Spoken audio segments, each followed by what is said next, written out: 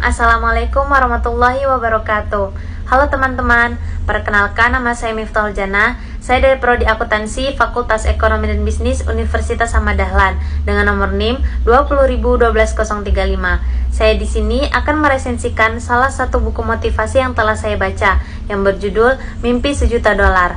Sebelumnya mohon maaf, saya tidak mempunyai bukunya, akan tetapi saya membaca melalui Wattpad. Dan seperti inilah cover buku yang telah saya baca. Dan gambar cover buku ini saya ambil melalui Google. Buku ini dikarang oleh Mary Riana dan ditulis oleh Albertine Endah, penerbit PT Gramedia Pustaka Utama, tempat terbitnya di Jakarta, tahun terbitnya cetakan edisi ke-14, cover film Desember 2014 yang mempunyai 362 halaman.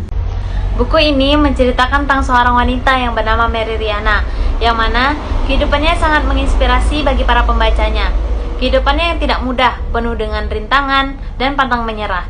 Mary Riana sendiri pada saat ini merupakan seorang motivator yang sangat menginspirasi bagi banyak orang. Mary Riana memiliki sebuah mimpi yang sama dengan apa yang dimimpikan oleh orang lain, yaitu sukses. Akan tetapi, usaha yang dilakukan oleh Mary bisa dikatakan lebih gigih dibandingkan orang lain, dengan penuh rintangan tentunya. Saat ini Mary Riana menjadi seorang motivator internasional di lingkup Asia dan Indonesia tentunya. Mary Riana sukses pula di negeri tetangga, yaitu Singapura. Mary terlahir dari keluarga sederhana. Ayah Mary adalah seorang pembisnis dan ibu Mary adalah ibu rumah tangga. Mary anak pertama dari 3 bersaudara. Perjalanan Mary di Singapura berawal dari terjadinya kerusuhan besar di Jakarta pada tahun 1988 karena tragedi Trisakti. Pada saat itu Mary adalah anak SMA yang memiliki keinginan untuk kuliah di Universitas Trisakti, jurusan Teknik Elektro. Akan tetapi dengan adanya kejadian itu membuat keinginan Mary runtuh. Ayah Mary mengirimnya ke Singapura untuk melanjutkan pendidikannya di sana. Mary mulai berkuliah di Nanyang Technological University pada tahun 1988. Mary pergi ke Singapura tanpa adanya persiapan yang matang, sehingga Mary memiliki hutang kepada kampusnya yang harus ia lunasi pada saat ia lulus nanti. Karena Mary tidak hanya mengandalkan dari kiriman orang tuanya, Mary pun mencari penghasilan dengan cara bekerja, mulai dari membagikan brosur di pinggir jalan, menjaga toko roti, bahkan menjadi pelayan di hotel pun pernah ia lakui. Dan pada saat itu gaji yang dia terima tidak seberapa.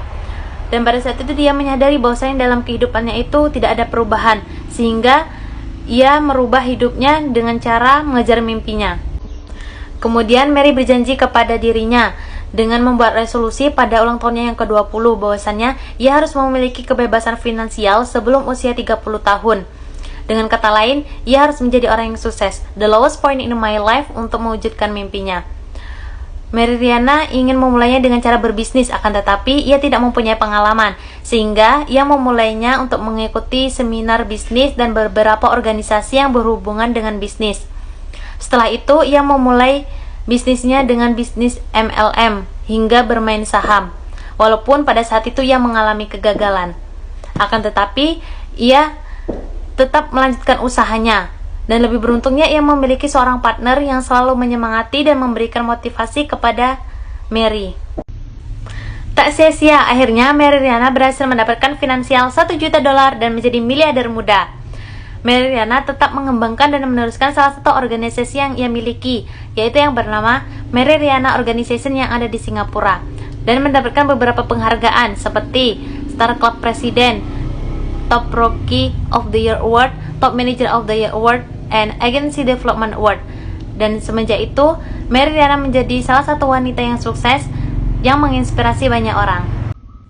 Di dalam buku ini, Mary Riana juga memberikan beberapa cara untuk menjadi orang sukses. Di antaranya yaitu, yang pertama, setiap orang berhak sukses. Yang kedua, jangan pernah takut gagal. Yang ketiga, berusaha menjadi yang berbeda. Yang keempat, jeli terhadap suatu konsep kerja. Yang kelima, menghargai proses dan nilai hasilnya. Yang keenam, kebebasan finansial, visi yang jelas. Yang ketujuh, disiplin adalah suatu keharusan. Yang kedelapan, miliki passion. Yang kesembilan, peka terhadap peluang. Yang kesepuluh, menabung dan berhemat. Dan yang terakhir yaitu kekuatan iman. Tetap semangat, jangan pernah menyerah, karena suatu kegagalan bukanlah akhir untuk segalanya. Sekian dari saya. Wassalamualaikum warahmatullahi wabarakatuh.